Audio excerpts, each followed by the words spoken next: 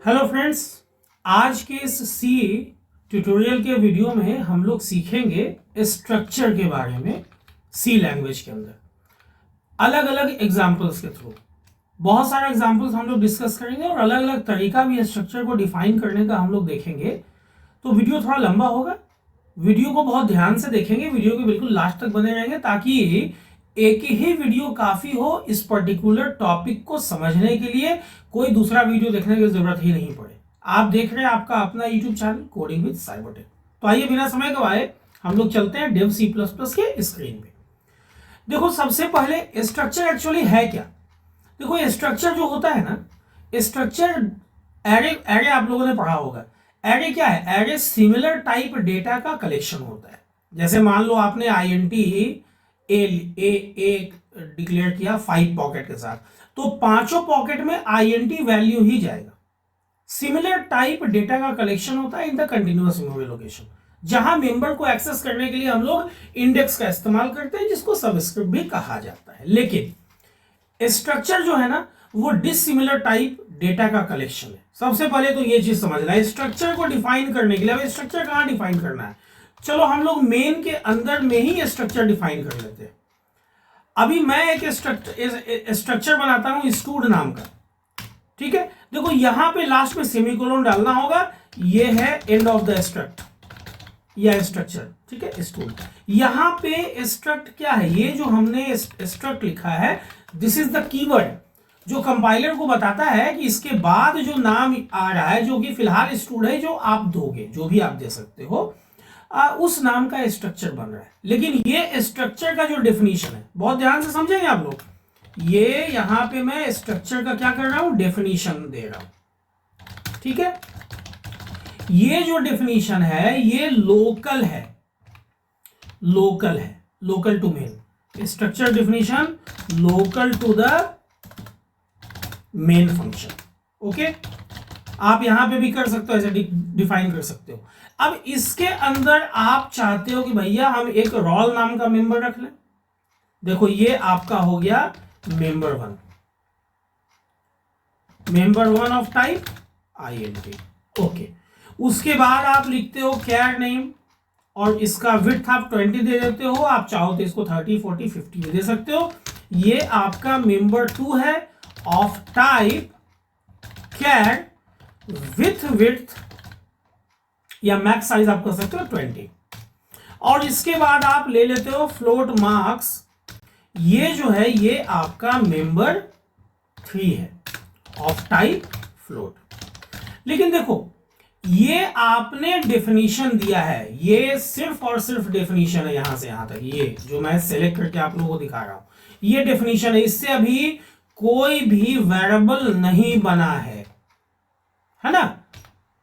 तो जब तक वेरिएबल नहीं बनेगा, देखो, कोई भी स्ट्रक्चर जो होता है ना, वो एक नक्शा होता है, एक ब्लूप्रिंट होता है। जब तक उससे कोई ऑब्जेक्ट नहीं बनता है, मेमोरी का कंजम्पशन नहीं होता है। अब सपोज कि मैंने एक यहां पे स्ट्रक्ट स्टूड से एक मैं ऑब्जेक्ट बनाता हूं। देखो, ऑब्जेक्ट क्या है, मान लो मैंने var1 बनाया। ये var1 जो है ना, यही तो ऑब्जेक्ट है। किसी भी स्ट्रक्चर से जो ऑब्जेक्ट बनता है वो लाइट वेटेड बनता है। लाइट वेटेड ऑब्जेक्ट उसको बोलते हैं। चलो मैं यहां OBJ डाल देता हूं, मैं यहां लिख देता हूं OBJ is a light weighted object. क्यों भाई? क्योंकि किसी भी स्ट्रक्चर से जब आप कोई ऑब्जेक्ट बनाते हो तो वो ऑलवेज लाइट वेटेड ऑब्जेक्ट बनता है। अगर आप लोग जब C++ पढ़ोगे तब समझ में आएगा कि हम लोग ऑब्जेक्ट तो क्लास से भी बना सकते हैं। जब क्लास से हम लोग कोई ऑब्जेक्ट बनाएंगे ना, तो वो हेवी वेटेड होगा, क्योंकि वहां पे वेरिएबल के अलावा फंक्शन भी रहेगा। अभी यहां पे जो OBJ है, ये इस OBJ में कोई भी वैल्यू नहीं है। इस OBJ के रोल में कुछ भी नहीं है, इसके नेम में कुछ भी नहीं है, इसके मार्क्स में कुछ भी नहीं है। चलो इसका नाम मैं दे देता हूं OBJ1, ठीक है। चलो ये तो एक तरीका हो गया। ये जो OBJ1 है, this is uninitialized. obj1 is a light weighted object that is uninitialized। ठीक, चलो, लेकिन एक मैं दूसरा ऑब्जेक्ट बनाता हूं इसी पर्टिकुलर स्ट्रक्चर से, स्टूड नाम के स्ट्रक्चर से, इसका नाम मैं दे देता हूं obj2। लेकिन यहां पे मैं, ध्यान दीजिएगा, अब रोल नंबर मैं यहां डाल दे रहा हूं सपोज 7, कॉमा डबल कोटेशन में धोनी। अब देखो ये जो 7 है ना, यहां ऑर्डर मैटर करता है। यहां आपका पहला मेंबर कौन है? पहला मेंबर आपका रोल है, तो ये 7 कहां जाएगा? ये obj2 के रोल में जाएगा। दूसरा मेंबर आपका क्या है? नेम है। तो यहां ये जो धोनी है जो आपने डबल कोटेशन में दिया है, चूंकि स्ट्रिंग है, कैर टाइप एरे है, तो ये कहां जाएगा? नेम में जाएगा। और मान लिया इसने 98.99 लाया, तो ये फ्लोटिंग वैल्यू है, ये तीसरा मेंबर में चला जाएगा। ऑर्डर ऑलवेज सेम रखना है। अगर पहले आपने यहाँ पे रोल दिया है तो आपको यहाँ पे इनिशियलाइज करने के वक्त में भी पहले क्या देना है? पहले रोल ही देना है। उसके बाद नेम दिया है तो यहाँ नेम मैंने दिया, मार्क्स दिया, फिर मैंने मार्क्स दिया। और ये देखो यहाँ कर्ली ब्रेसेस को कर देना है बंद, हो गया। अब ये जो obj2 है ना, यहाँ पे obj2 इज इनिशियलाइज्ड, ठीक है। ये भी लाइट वेटेड ऑब्जेक्ट है, लेकिन देखो कोई भी ऑब्जेक्ट जो स्ट्रक्चर से बना हो, इनिशियलाइज हो या ना हो, अगर आप साइज को प्रिंट करना चाहोगे, साइज या विड्थ ऑफ फर्स्ट ऑब्जेक्ट, ठीक है, फर्स्ट ऑब्जेक्ट कौन है आपका? obj1 इज, तो %d। यहां पे आप लोग साइज ऑफ ऑपरेटर आप लोगों ने तो जाना ही होगा, साइज ऑफ obj1 दे दो, obj1, ओके। चलो, ये साइज देखो, मैं दोनों ऑब्जेक्ट का साइज आप लोगों को दिखा देता हूं, obj1 का भी और obj2 का भी। obj2 is the second object, इसलिए यहां पे मैं सेकेंड लिख दे रहा हूं, और सेकेंड ऑब्जेक्ट obj2 भी कर दे रहा हूं। देखो दोनों में फर्क है, जहां एक तरफ obj1 अनइनिशियलाइज्ड है, वहीं दूसरे तरफ obj2 इनिशियलाइज्ड है, लेकिन कोई फर्क नहीं पड़ता है। अगर आप इसको रन कराओगे, यहां पे रिटर्न 0, ये एक एक्स्ट्रा मैंने यहां पे लगता है सेमीकोलन डाल दिया। चलो फिर से मैं कंपाइल एंड रन करा लेता हूं। देखो आपका ऑब्जेक्ट इनिशियलाइज्ड हो या ना हो, जैसे समझना इस चीज को, आपने मान लो 2 कट्ठे का एक प्लॉट लिया है, उस पे आपने मकान बनाया है या नहीं बनाया है, उसका जो विड्थ है, उसका जो साइज है, वो तो 2 कट्ठा है ही ना। आपने 100 मीटर का एक कपड़ा लिया है, उसका आपने कुछ भी बनाया है या कुछ भी नहीं बनाया है, लेकिन वो 100 मीटर तो है ही ना। तो अनइनिशियलाइज्ड है तो भी विड्थ 28 बाइट दिखा रहा है, और इनिशियलाइज्ड है तो भी विड्थ जो है वो 28 बाइट दिखा रहा है। अब ये 28 कहां से आ रहा है, हम लोग पहले इसको समझते हैं, समझिएगा। देखो यहां डेव C++ में मैं रन कर रहा हूं, तो int रोल जो है ये कितना कंज्यूम कर रहा है? ये कंज्यूम कर रहा है 4 बाइट्स। भाई क्यों? क्योंकि 16 बिट मशीन पे आपका जो int का जो विड्थ होता है ना, वो 4 बाइट होता है, ठीक है। अच्छा, कैर का विड्थ हम लोगों को पता है 1 बाइट होता है, लेकिन 20 पॉकेट है, तो ये कितना बाइट रिजर्व कर रहा है? 20 बाइट। तो 20 और 4 24 तो हो गया, और फ्लोट का 4 बाइट, तो कितना हो गया? 20 4 24 4 28। तो देखो आप इसको रन करा के तो 28 ही तो आ रहा है। देखो तो कहां गलत दे रहा है ये? इनिशियलाइज्ड नहीं है तो भी 28 बाइट, इनिशियलाइज्ड है तो भी 28 बाइट, ठीक। अब एक चीज हम लोग और समझते हैं, बहुत ध्यान से आप लोग समझिएगा। अभी अगर हम यहां पे प्रिंट करते हैं एक न्यू लाइन में, देखो %d रोल को प्रिंट करना है, फिर एक टैब छोड़ के %s, क्योंकि दूसरा जो मेंबर है वो नेम है, और नेम कैसा है? स्ट्रिंग टाइप है, कैर टाइप है। तीसरा %f क्योंकि फ्लोट है, ठीक है। एक एक टैब छोड़ के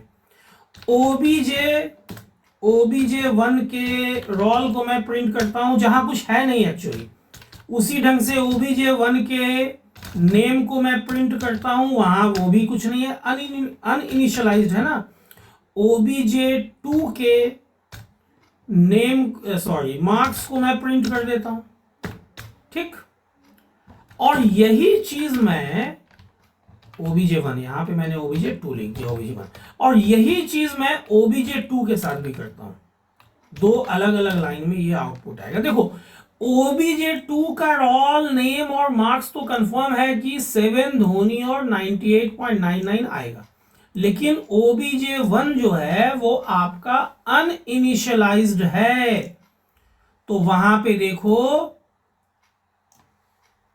0 आ रहा है रोल में। ये तो डेव C++ है तो 0 आ जा रहा है, अदरवाइज नेगेटिव वैल्यू आता है, गार्बेज वैल्यू आता है। यहां पे नल आ जा रहा है और यहां पे 0.00 आ रहा है, ठीक है। अब एक चीज और समझो, मान लो अभी तो यहां ये चीज तो कंफर्म है भैया कि obj1 वैकेंट है। देखो अगर आप लिखते हो कि obj1 में असाइन कर दो obj2, आपने होल ऑब्जेक्ट कॉपी कर दिया, होल ऑब्जेक्ट कॉपी, आपने क्या किया, होल ऑब्जेक्ट को कॉपी कर दिया। और उसके बाद अगर आप फिर से इसको प्रिंट करवाते हो ना, तो अब दोनों में देखो चूंकि obj2 का ही सारा चीज obj1 में आ गया है, इस वजह से देखो दोनों का वैल्यू सेम आएगा। देखो शुरू में क्या था, ये obj1 में रोल में भी कुछ भी नहीं था, नेम में भी कुछ भी नहीं था, और मार्क्स में भी कुछ भी नहीं था, और obj2 में 7 था। लेकिन देखो जैसे ही आपने obj2 का पूरे के पूरे obj2 को आपने कॉपी किया है obj1 में, तो देखो obj1 में वही चीज आ रहा है जो obj2 में, और obj2 में तो फिर है ही वही चीज। तो ये आपने क्या कॉपी किया, होल मेंबर। आप चाहो तो ऐसे भी कॉल कर सकते हो, obj1 के रोल में आप चाहते हो रखना 10, अब रख लो, ओके। लेकिन यहां पे अगर आप सोचते हो कि obj1 के नेम में मैं डाल दूं सचिन, नहीं होगा। क्यों भाई, ऐसा क्या पॉसिबल है? आप स्ट्रिंग को ऐसे कॉपी कर ही नहीं सकते हो। कैसे कॉपी होगा, यहां पे आपको strcpy फंक्शन यूज करना होगा कि भाई obj1 के नेम में क्या रख दो, तो सचिन रख दो, ओके। यहां देखो strcpy आपको यूज करना पड़ा, हालांकि अभी तक मैंने स्ट्रिंग हैंडलिंग फंक्शन के बारे में नहीं बताया है, तो यहां पे थोड़ा सा मैं डिस्कस कर देता हूं। देखो strcpy स्ट्रिंग हैंडलिंग फंक्शन है जिसका डेफिनेशन string.h में, तो आपको ऊपर इंक्लूड करना होगा string.h। कोई बहुत रॉकेट साइंस नहीं है, बहुत छोटा सा चीज है, ठीक है। तो समझ लो इस चीज को, जिस दिन मैं स्ट्रिंग हैंडलिंग बताऊंगा तो वहां पे सारे फंक्शंस को मैं क्लियर कर दूंगा, ठीक है। अभी यहां पे आपने क्या किया, आप str कॉपी कर रहे हो, स्ट्रिंग कॉपी कर रहे हो, obj1 के नेम में आप क्या डाल रहे हो, सचिन को। This is the perfect way, ठीक है। उसके बाद obj1 के मार्क्स में आप डाल दे रहे हो, मान लो 75.67, 76 ही डालो, चलो, ठीक है, ओके। अब दोबारा से आप इसी चीज को यहां पे प्रिंट करके देख लो, आप पाओगे कि वैल्यू चेंज हो गया। मैं आप लोगों को एग्जीक्यूट करा कर दिखाता हूं। देखो वीडियो थोड़ा लंबा होगा, बिल्कुल लास्ट तक बने रहेगा। देखो शुरू में साइज तो अनइनिशियलाइज का वही था, इनिशियलाइज का वही था। शुरू में अनइनिशियलाइज में कुछ भी नहीं आ रहा था, इसमें 7 आ रहा था। मैंने होल ऑब्जेक्ट कॉपी किया, दोनों में सेम आ रहा था।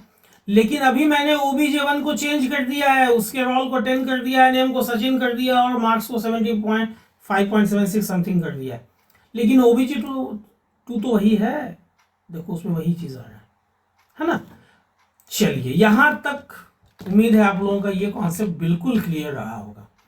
अब ये जो डेफिनेशन है जो मैंने मेन फंक्शन के अंदर तक रखा है, अगर इस डेफिनेशन को मैं यहां से हटा दूं, ठीक है, चलो यहां से हम लोग हटा ही लेते हैं, ज्यादा अच्छा है। और इस डेफिनेशन को हम लोग ऊपर पेस्ट कर देते हैं यहां। अब क्या होगा, अब देखो सेम आउटपुट है, लेकिन पता है अब आप इस पर्टिकुलर स्ट्रक्चर से कहीं भी ऑब्जेक्ट बना सकते हो। ये जो स्ट्रक्चर का डेफिनेशन है, बहुत ध्यान से आप लोग समझिएगा, structure definition is global and so you can create object from any function, हम लोग इसको आगे के वीडियोस में कवर करेंगे। ये जो स्ट्रक्चर का डेफिनेशन यहां पे आपने रखा ना, ये ग्लोबल है।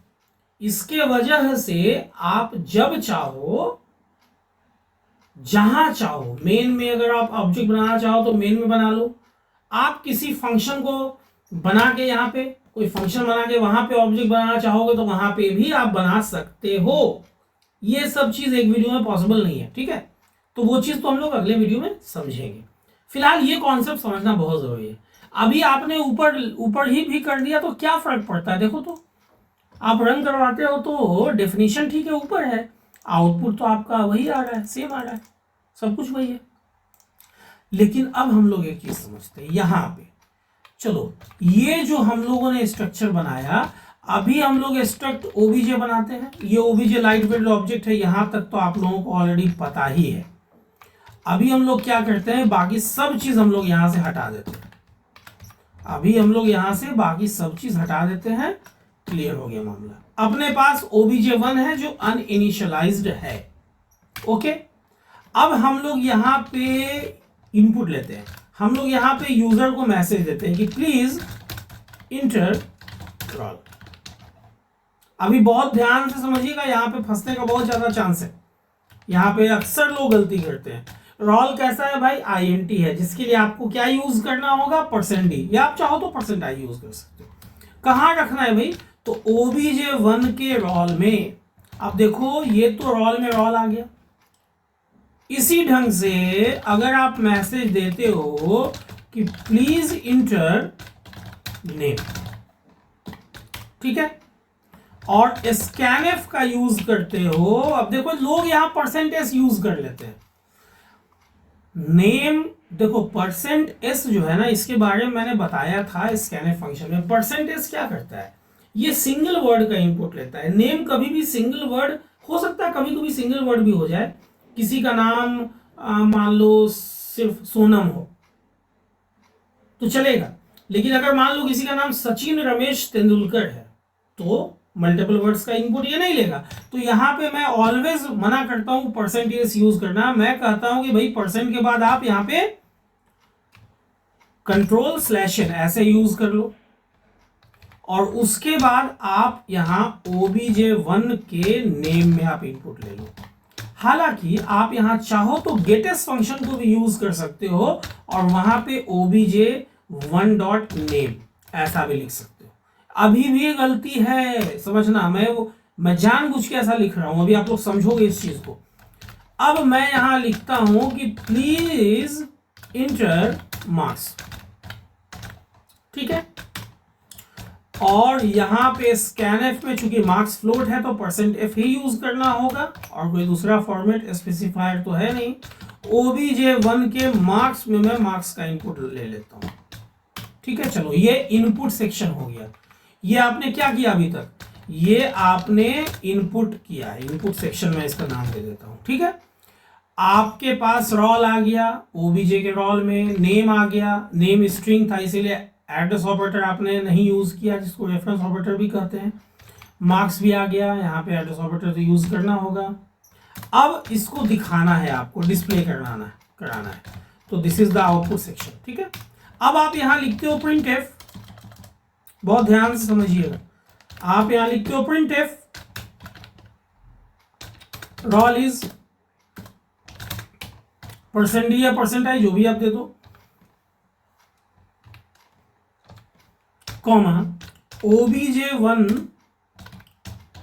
के रोल में जो भी है ना, ओके, printf।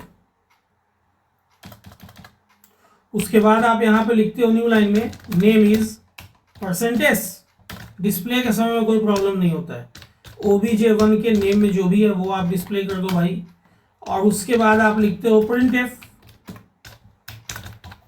मार्क्स इज %, और यहाँ पे OBJ1 के मार्क्स में जो भी हो वो आप डिस्प्ले कर देते हो, ठीक है। लेकिन देखो ये क्या मेजर प्रॉब्लम आएगा, यहाँ तक तो सब कुछ सही है, लेकिन जब आप इसको एग्जीक्यूट कराओगे, देखो मैं एग्जीक्यूट करा के आप लोगों को दिखाता हूँ, ये चीज़ आप लोगों को समझना ही पड़ेगा। अभी देखो रोल में मैं डालता हूँ मान लो 100, देखो नेम का इसने इनपुट नहीं लिया, हालांकि मार्क्स का इनपुट ले रहा है। क्यों नेम का इनपुट नहीं लिया? क्योंकि देखो जब भी आप इंटीजर का इनपुट लेके आगे बढ़ोगे ना, तो आप एक काम करना, ए फ्लश std इन कर देना। यहां std इन क्या है, बात समझो, मैं एक ही वीडियो में सारी चीजें बताना चाह रहा हूं आप लोग। std in stands for standard input device, okay. और स्टैंडर्ड इनपुट डिवाइस कौन है? कीबोर्ड है। ये क्या कर रहा है, ये एक्चुअली क्या कर रहा है, ये फ्लश क्या कर दे रहा है, ये बफर को खाली कर दे रहा है। फ्लश मतलब खाली कर देना। It will flush the memory of std इन, और मैंने वहां तो बताया रखा है ना कि std इन का मतलब स्टैंडर्ड इनपुट डिवाइस है। ये एक लाइन का कोड आपको लिख देना है, सिंपल है। अब आप इसको एग्जीक्यूट कराओ। अब देखो इसका इफेक्ट, ये एक सिंपल सा लाइन आपने लिखा। अब मान लो रोल नंबर 10 आपने डाला, आप देखो यहां सचिन रमेश तेंदुलकर डालते हो, मार्क्स क्या है भाई, मार्क्स 99.99 है। देख लो सचिन रमेश तेंदुलकर, हालांकि वहां पे देखो यहाँ पे सचिन रमेश तेंदुलकर में कुछ एक्स्ट्रा कीवर्ड, ये एक्स्ट्रा चीज क्यों आ रहा है, क्योंकि मैंने यहाँ पे विड्थ क्या ले रखा है स्ट्रक्चर में, मैंने यहाँ पे विड्थ 20 ले रखा है। चलो इसको हम लोग 50 कर देते हैं, क्या फर्क पड़ता है। 50 करने का मतलब है कि अब ये 20 बाइट नहीं लेगा, 20 बाइट्स नहीं लेगा, 50 बाइट लेगा, कोई बात नहीं है। अभी आप इसको एग्जीक्यूट कराओ फिर से, ओके। मैं यहां डालता हूं रोल नंबर 7 महेंद्र सिंह धोनी, ठीक है, 100.00। देख लो वहां पे सचिन रमेश तेंदुलकर में प्रॉब्लम क्यों हो रहा था, विड्थ कम था इसलिए हो रहा था। देखो ये एक बार आपने ऐसा यूज किया, आपका काम खत्म हो गया। ये एक बार आपको यहाँ पे ए फ्लश यूज करना है, लेकिन देखो ये एक बार आप इसलिए यूज कर रहे हो ना क्योंकि आप डेव C++ पे यूज कर रहे हो। दोबारा भी आप यूज कर लेना इफ आप क्या यूज कर रहे हो, ये डिपेंड करता है। कभी कभी एक बार में काम नहीं करता है, 2 बार मैंने यहाँ पे लिख रखा, आप लोगों को बताने के लिए मैं लिख रहा हूं। अगर आप नॉर्मल 16 बिट का कंपाइलर यूज करते हो ना, तो जैसे यहां पे आपने आप कौन सा कंपाइलर यूज कर रहे हो, यहां पे आप डेव C++ यूज कर रहे हो, ठीक है। लेकिन अगर आप टर्बो यूज कर रहे हो, टर्बो C यूज कर रहे हो, या टर्बो का C++ यूज कर रहे हो, तो तब ये कंपलसरी हो जाता है कि आपको 2 बार लिखना होगा। अभी तो सही है, अभी आप एक बार में भी काम कर दे रहे हो, चलो क्या दिक्कत है, अभी एक बार में भी काम हो जाता है। मैं 2 बार यूज कर लूंगा तो क्या फर्क पड़ता है। रोल नंबर 100, नाम ABCD, मार्क्स 23, देख लो सेम चीज है ना। तो ये आप लोगों ने क्या सीखा भी कि कैसे, अब ये डिफिनीशन आपको ऊपर रखना है, ठीक है। आप कहीं भी इससे ऑब्जेक्ट बना सकते हो। फिलहाल हम लोगों ने कहां सीखा ऑब्जेक्ट बनाना, तो भाई हम लोगों ने सीखा, अब देखो यहां पे मेन के अंदर ऑब्जेक्ट हम लोगों ने बनाया। अगर सपोज यहां पे हम लोग एक दूसरा ऑब्जेक्ट बना लेते हैं OBJ2, ठीक है। अब देखो OBJ1 और OBJ2 इस पॉइंट ऑफ टाइम पे तो दोनों खाली है, लेकिन जब इनपुट सेक्शन एग्जीक्यूट हुआ तो OBJ1 तो फुल हो गया है, लेकिन OBJ2 का क्या हाल चाल है, कुछ भी नहीं। अगर आप OBJ2 को प्रिंट करना चाहोगे, अगर आप प्रिंट करोगे भी OBJ2 को, तो क्या होगा, देखो तो, कंपाइल रन करवा। अभी मैंने डाला 10x34, देखो 10x34 तो ये obj1 का आ रहा है ना, लेकिन ये जो आ रहा है ये गार्बेज वैल्यू क्यों आ रहा है, क्योंकि obj2 के वैल्यू को मैंने डिस्प्ले किया है जो अनइनिशियलाइज्ड है।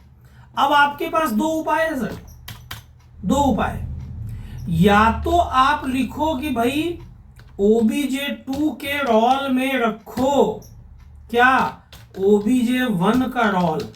अभी समझना, एक लाइन आप इसके लिए यूज करोगे, स्ट्रिंग डॉट एच इंक्लूडेड है, चलो अच्छी बात है। उसके बाद आप यहां लिखोगे strcpy कि भाई obj2 के नेम में रखो obj1 का नेम, obj1 का नेम, और उसके बाद लिखोगे कि obj2 के मार्क्स में रखो obj1 का मार्क्स, ठीक है। और उसके बाद देखो ये मेंबर, ये एक्चुअली क्या है, मेंबर वाइज कॉपी है। आप जो है एक एक मेंबर को कॉपी करो, obj1 के रोल मेंबर का वैल्यू आप obj2 के रोल में कॉपी कर रहे हो, फिर सिमिलरली obj1 के नेम मेंबर का वैल्यू आप obj2 के नेम मेंबर में कॉपी कर रहे हो, फिर आप obj1 के मार्क्स मेंबर का वैल्यू obj2 के मार्क्स में कॉपी कर रहे हो। ओके, चलो कॉपी तो हो ही जाएगा, क्या फर्क पड़ता है, समय लग रहा है, 3 लाइन लिखना पड़ा। ओके, इस चीज को समझना। अब जब कॉपी हो गया तो अब कॉपी होने के बाद जब मैं इसको रन करवाऊंगा तो देखो क्या होता है।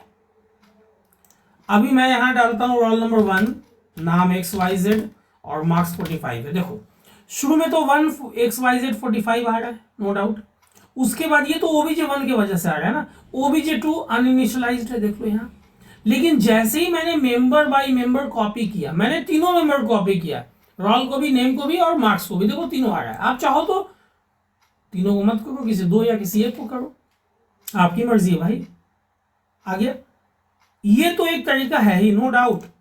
लेकिन यहां पे जो आपने 3 लाइन लिखा, चलो ये अच्छी बात है, आप लोगों ने सीखा तो एटलीस्ट। यहां पे इन 3 लाइन के जगह पे स्क्रीनशॉट आप लोग ले लेना, मैं थोड़ा सा रुक जा रहा हूं, ठीक है, स्क्रीनशॉट ले लो। ओके, अब देखो इसके जगह पर कितना सिंपल है, आप obj2 में सीधा obj1 का वैल्यू रख दो। This is called object copy. ये तब इंपॉर्टेंस रखता है जब आप सेलेक्टिव कॉपी नहीं करना चाहते हो कि भाई रोल में होता है ना कभी कभी कि रोल को रोल में कॉपी करो, नेम को मत करना, मार्क्स को करो, किसी और को मत करना, ऐसे होता है। मान लो 20 25 30 मेंबर है, सेलेक्टेड मेंबर्स के वैल्यू को कॉपी करना है, तो फिर वो पिछला वाला स्टाइल ठीक है। लेकिन अगर आपको पता है कि नहीं भाई सबका सब कॉपी करना है, तो आप होल ऑब्जेक्ट कॉपी करो ना, मेंबर वाइज कॉपी क्यों कर रहे हो, एक लाइन में हो जाएगा काम। अब देखो आप इसको एग्जीक्यूट करा के देखो तो अभी मैं यहां डालता हूं रोल नंबर 12, नाम Y, मार्क्स 12। अब देखो शुरू में obj1 में ये गया, एग्जैक्टली आपका आउटपुट सही आ रहा है। उस समय obj2 अनइनिशियलाइज था, देखो आपका आउटपुट ऐसा आ रहा है। लेकिन जैसे ही मैंने obj2 में obj1 का वैल्यू असाइन किया है, पूरे के पूरे ऑब्जेक्ट को कॉपी किया, देखो यहां पे कैसा आ रहा है, ये चीज सही है। और देखो ये बहुत इंपॉर्टेंट टॉपिक है, आगे आने वाले समय में मैं डेटा स्ट्रक्चर का भी वीडियो अपलोड करूंगा, लेक्चर्स अपलोड करूंगा, तो उसके लिए स्ट्रक्चर का और पॉइंटर का, ये दो चीज का कॉन्सेप्ट होना बहुत ज्यादा जरूरी है। तो इस वजह से भी आप लोग स्ट्रक्चर वाले वीडियो को बहुत ध्यान से देखेंगे, ये आने वाले समय में आप लोगों के लिए फायदेमंद होगा, ठीक है। तो उम्मीद करता हूं कि आज के इस वीडियो को देखने के बाद अब आप लोग बहुत आसानी से स्ट्रक्चर के कॉन्सेप्ट को सी लैंग्वेज में यूज कर सकोगे। यहां पे एक चीज मैं और आप लोगों को बता देता हूं, देखो हालांकि ये चीज आगे आने वाले वीडियोस में बताता तो ज्यादा अच्छा होता, लेकिन देखो आप अगर यहां पे ही ओबीजे ले लो और यहीं पे आप इनिशियलाइज कर दो roll number 1 name ABC comma 45। Okay, अब देखो ये जो यहाँ पे आपने OBJ1 दिया ना, यहां सेमीकोलन देना और ये सेमीकोलन जो पहले था ये आप हटा देना। अब ये जो OBJ1 है ना, मैं यहां कमेंट लाइन में लिख देता हूं हियर OBJ ही तो है, is a global variable, is a global variable. चलो ये एक चीज भी आप लोगों को समझ लेना चाहिए। अब आपको जरूरत ही नहीं है इस ढंग का चीज को कुछ करने का, सब हटा दो ये सब चीज, सीधा आउटपुट सेक्शन में आओ, है ना। देखो आउटपुट सेक्शन में roll is obj.roll, name is obj.name, और देखो ये खत्म हो गया बात। और सबसे मजेदार बात क्या है ना कि देखो अभी आप सिंपल इसको एग्जीक्यूट करो। देखो ये ग्लोबल वेरिएबल है, मेन से भी एक्सेसिबल है, देख लो 1 ABC 45 आया।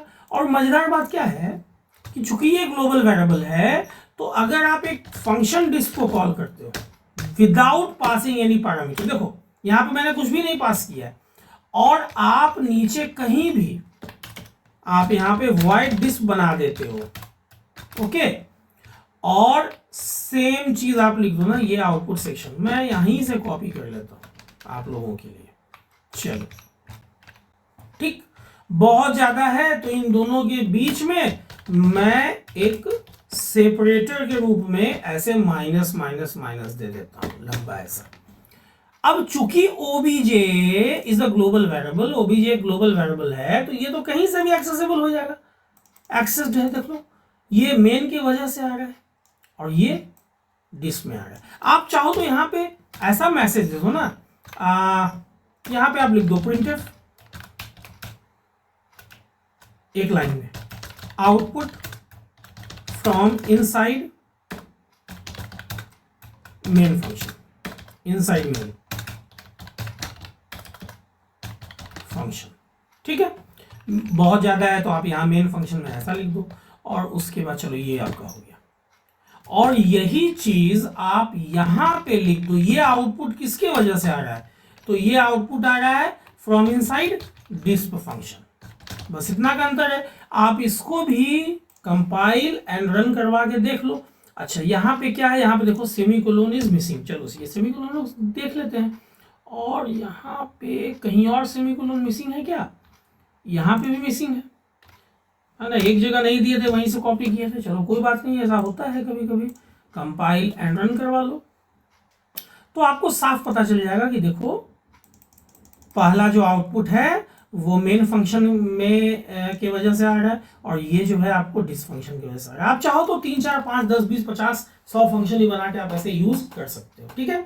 तो अब तो मैं ये उम्मीद करता हूं कि आप लोग बहुत आसानी से समझ चुके होंगे स्ट्रक्चर के कॉन्सेप्ट को सी प्रोग्रामिंग लैंग्वेज के अंदर। यहाँ पे मैंने बहुत सारे एग्जांपल्स को डिस्कस किया है। उम्मीद करता हूँ ये पर्टिकुलर वीडियो आप लोगों को अच्छी लगी होगी, नॉलेजेबल लगी होगी, इंफॉर्मेटिव लगी होगी। अगर वीडियो अच्छी लगी हो तो वीडियो को लाइक और शेयर करें। अगर चैनल पर नए आए हैं या पुराने हैं और चैनल को सब्सक्राइब नहीं किया है लेकिन इस ढंग के वीडियो में इंटरेस्ट रखते हैं तो चैनल को सब्सक्राइब कर दो और बेल बटन को हिट करना ना भूलें, ताकि जो भी वीडियो मैं अपलोड करूं उसका नोटिफिकेशन आप लोगों से मिस ना हो, ताकि वीडियो जो मैं अपलोड करूं वो भी मिस ना हो। वीडियो के अंत तक बने रहने के लिए आप लोगों का बहुत बहुत धन्यवाद, शुक्रिया, थैंक्स अ लॉट।